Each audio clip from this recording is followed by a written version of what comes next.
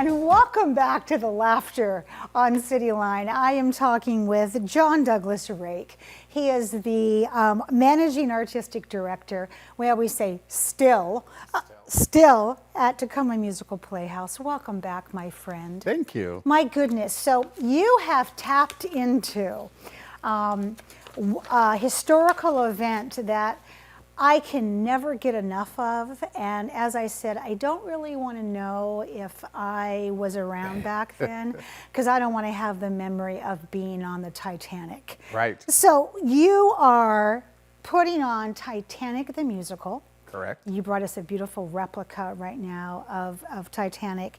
Why did you pick Titanic? It has been a bucket list musical for us, and it's never been fully staged in our area. It's been concert version. Yes. But it's such a huge show, and the music is glorious, and it gives us an opportunity to do a beautiful set and a beautiful costumes, and the cast is unbelievable. Most of them have all played leads, and they're so excited about being part of this show. And so Jeff and I just said, let's pull it and do it, and we're going to put it on. Let's check that box. Oh, Absolutely. and here, okay, here we are. Wonderful. Okay, so now we can purchase tickets ahead of time because you know this is going to sell out. I hope so. There's a large group of people that love the Titanic. And Absolutely. Yeah, I said to you in the green room, are all of the people who auditioned and got a yes for this just real history geeks? They must be, because I know I am. We have a Facebook group page just for the cast, and they are posting 4D walkthroughs of the ship and little tidbits of the stories of various people that we don't know about. Yes. And it's just, they are geeks.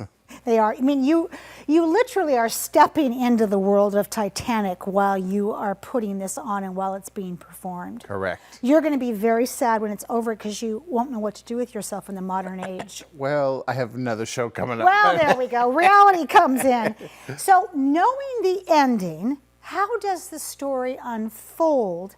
And does it follow the actual sinking of the ship? Because let's just get it out here. This was history first. Right. Book, play, movie, but this is not the Leonardo DiCaprio, Kate Winslet version on stage. Correct. Okay. It follows more of the maiden voyage, and you follow the captain, the builder, the owner of the ship, and then the famous people that were on it, and their daily life for a few days on the ship, and so it's a whole different. It's not fictional. It's real. It's real. You find out real history about it. So drop some names of some famous people for those out there that are not Titanic groupies like we are. John Jacob Astor. There we go. Guggenheim. Yep. Strauss. And then there's Thayers and the Widener's, who you would know, but Right. they were famous people. And then it also has the second class and the third class. Absolutely. So it's a really fascinating story. And their stories as well of, Right. as it starts to ensue, what happens. You know, one of the names I've always associated with the Titanic, because there was a movie made dedicated to this person, is Molly Brown. Is she? Right. Is there any reference to that on the stage? Well, Molly Brown, the character's not on there, but there is a character Okay. that is based on her life. Everybody thinks that, oh, this is Molly Brown. Right. And we don't know why she wasn't included in this story. Maybe it was because her estate didn't want it to be part of this or something like that. But they've based a character on her. And she actually gets to bring her little dog on stage, and so we're having some fun with the character too. Oh, absolutely. So, how did you come to know about this show, as opposed to the movie, and also as opposed to the book? Well, I saw the show on Broadway and loved the music then. Okay. And then when the national tour came out, the Fifth Avenue had it. And they called Tacoma Musical Playhouse to see if we could put together a group of singers and then go out and do their promo for the show. And we were thrilled because we were only a few years old. And we put together a group, and the music director came down after we had rehearsed the music, and he said, "Oh my goodness, well, you don't need any more rehearsal, you're ready to go." And so we Wow. went to the Seattle Aquarium and a dinner and things like that, and promoted the show for the Fifth Avenue. And that's when we really, really fell in love with the show. Wow, and these pictures, are these current cast members? These are current cast members. This one right there was the only dance number in the show, and it's doing the latest rag.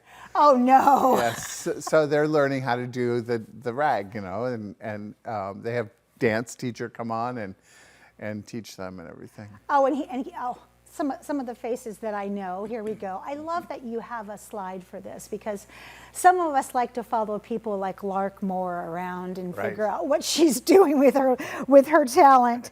What's coming up next at the Playhouse? We are doing Jimmy Buffett's Escape to Margaritaville. Okay, can it you be any more No different? kidding.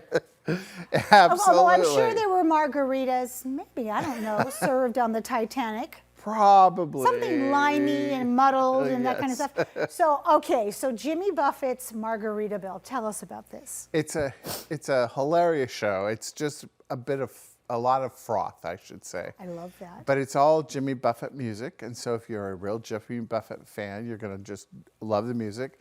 He has changed some of the lyrics to fit the show, but it's a real goofy show, and you will want to sing. Unfortunately, you won't be able to, but sing along. But it's, you know, all those songs, Escape to Margaritaville, and all the other songs that he made famous. Are there? Did he write this play? He worked with another Composer, gentleman, yeah. and wrote the show. I love that, because certainly it's raining outside right now. Many of us are wanting to escape to Margaritaville. We want that warm, beachy life that Jimmy Buffett sings about. So are you bringing sand in? No, but it takes place on an island Okay. with a volcano and this guitar singer who's landed on this resort island and stayed, and he's like the Jimmy Buffett character. Okay. Kind of, you're giving me White Lotus feels on this. Yes. Kind of like, speaking of, and now I have to go back to the Titanic. I'm running back and forth on the Okay. deck here. Okay. Are you going to make it move? Or are you going to have water? No water. Okay. That's too hard. All right. But the ship is going to tilt on stage.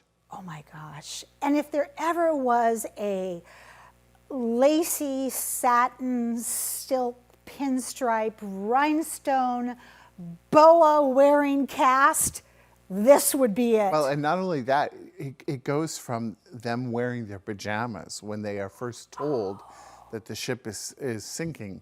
And so you have first class pajamas and third class pajamas. Oh, and my. you know, it's quite a chore for our Jules, our customer. She has a really great group of women that are just cranking out these gorgeous bet. outfits. I bet, and I can imagine that the costume changes are choreographed very quickly, because you don't have a lot of time. I mean, the Titanic went down in how many hours? 2. 2. How many souls were on board? I forget the number exactly. A couple hundred. There was, yeah. Yeah, there were a lot. And let's give them one more fact. The nearest ship was how many hours away? 4 hours away. So they knew, a lot of them knew they were going to die. Yeah. The men, well, they put the women on the ships first. Right. And that is like one of the most touching scenes in the musical, because the husbands are putting their wives, knowing full well that they probably Saying will goodbye. not see them again. Yeah. You mentioned that this is the first time it's been staged in this way, but it was staged previously in a concert style. Right. Was that the Tacoma Little Theater? Tacoma Little Theater, and then I guess there was another one out on the peninsula somewhere. Absolutely. Oh, I love that. But this is the first time we get to actually, you know, see them in all of their glory, the china, everything.